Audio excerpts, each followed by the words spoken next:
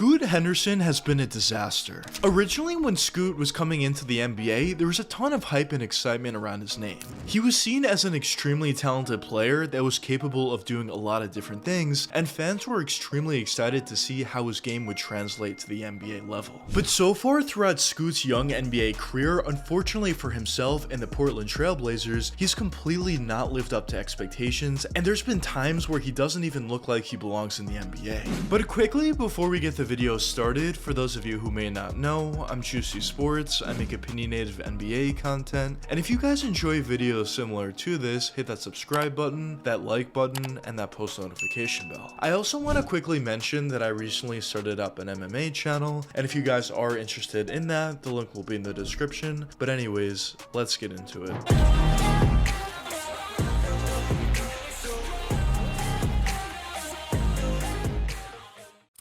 Scoot Henderson was drafted with the number 3 overall selection during the 2023 NBA draft by the Portland Trailblazers. And originally when Scoot was coming into the NBA, he was seen as a generational type talent. He was seen as a guy that could do a lot of different things offensively right away coming into the NBA. Whether you talk about his mid-range shooting ability, a lot of scouts thought that Scoot had a really good mid-range jump shot, or whether you talk about his ability to drive all the way to the basket, which was probably the best aspect of his individual offensive abilities due to the fact that he had great athleticism and great strength, so he had the capability to dunk over players, finish around them with crafty layups, and overall when you looked at Scoot's scoring ability, it was pretty clear that there was something there and there was something special there. Now I will say the one big knock against Scoot's scoring ability was definitely his 3-point jump shot or lack thereof, as he did end up shooting under 30% in his season with the G League, and even in his career prior to that, it was pretty clear that Scoot definitely did struggle a little bit with that 3-point jump shot, but scouts weren't all that concerned about this just due to the fact that when you look at other aspects of his offensive game, it was pretty clear that there was special talent there, but also when you consider the fact that a lot of younger guys and a lot of younger point guards that come into the league with jump shots that aren't so great, specifically from that 3-point range, a lot of times what you see from those guys is as their careers do progress, they continuously improve that 3-point jumper. So it definitely wasn't something that scouts were all that concerned about going into the league.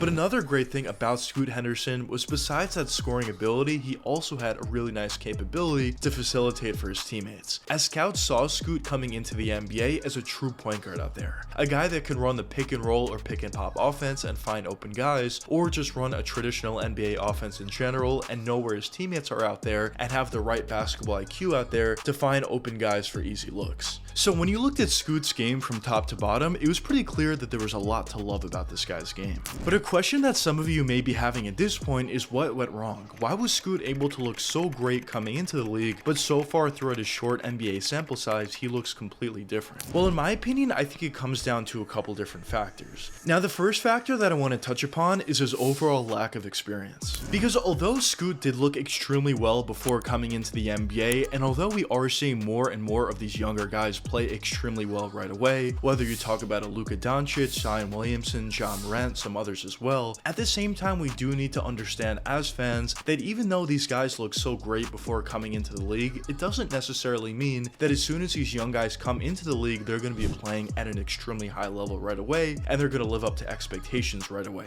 Everybody's different. Some players can do that, some players cannot, but it doesn't necessarily mean just because Scoot isn't playing all that well at this point that he's guaranteed going to be a bust out there. I definitely do think that we need to be a little bit more patient with this guy, give him some more time, and as the season does progress and as the years do progress, there is definitely a chance that he can continuously get better and eventually live up to expectations. But I definitely do think a huge factor for why Scoot hasn't looked all that impressive so far is due to his lack of experience. But the next factor that I want to touch upon is a lack of Scoot's 3-point jump shot. Because as I mentioned before in the video, even coming into the NBA, it was pretty clear that Scoot wasn't able to shoot that 3-point jumper all that effectively. But regardless of that fact, it seemed as if his overall offensive game was so good that it didn't matter that much that he wasn't able to shoot the 3-point jumper, at least at this point, and he probably would improve as the years did progress. But actually at this point early on into his rookie season, I think Scoot's lack of a 3-point jump shot is affecting him significantly more at the NBA level than it was at other levels. Because at other levels, it was much easier for Scoot to blow by his initial defender, dunk over players, finish around them with crafty layups, and overall just get to the spots that he wants to. But at the NBA level, you're talking about the best defenders in the world, you're talking about the most athletic guys guys in the world, and it becomes that much more difficult to get around these players and get to your spots that you want to get to. And especially considering the fact that everybody in the NBA at this point knows that Scoot isn't able to shoot that 3-point jump shot all that effectively, and they can fall off him a little bit. It makes it that much more difficult for Scoot to get his overall game going. So I definitely do think the fact that Scoot doesn't really have a 3-point jumper really whatsoever is negatively affecting him pretty significantly. And I think if Scoot doesn't improve upon this whatsoever, I think his career could potentially go in a similar direction to where Dennis Smith Jr.'s career went. Because obviously DSJ coming into the league was seen as a guy that was extremely talented. He was seen as a player that was extremely athletic. He was seen as a guy that could hit that mid-range jumper, but his 3-point jump shot definitely needed some work. But as his NBA career progressed, and as teams figured out that he wasn't really able to hit that 3-point jumper, then teams started to fall off DSJ a little bit, and his career just continuously went downhill from there. Now, of course, I'm not necessarily saying that Scoot is going to end up being the same player as DSJ, or his career is going to go in the same direction, but at the same time, I definitely do think that Scoot's going to need to make an improvement to that 3-point jump shot to make sure that he can live up to his overall expectations. But now, the next question is, where do I personally see Scoot Henderson's career going from here?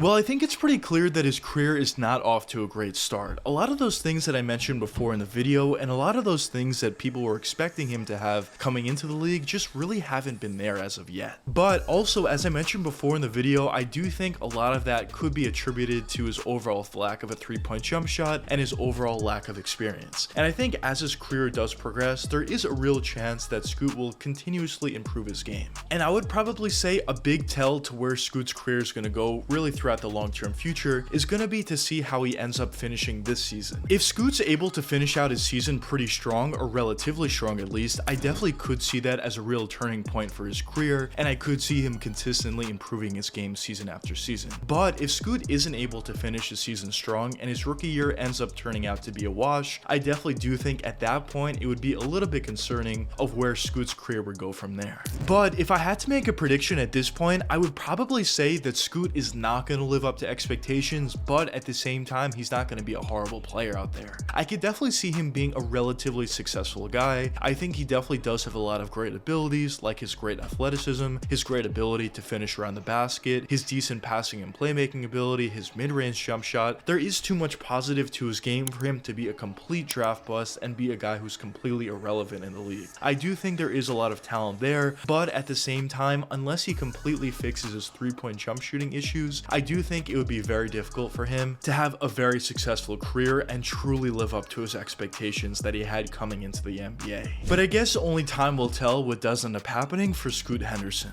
But anyways, let me know what you guys think in the comments. Do you think Scoot Henderson has a chance to live up to expectations, or do you not think so? But anyways, I hope you guys enjoyed the video, and if you did enjoy, check one of these two videos popping up now, and until the next time, peace out guys.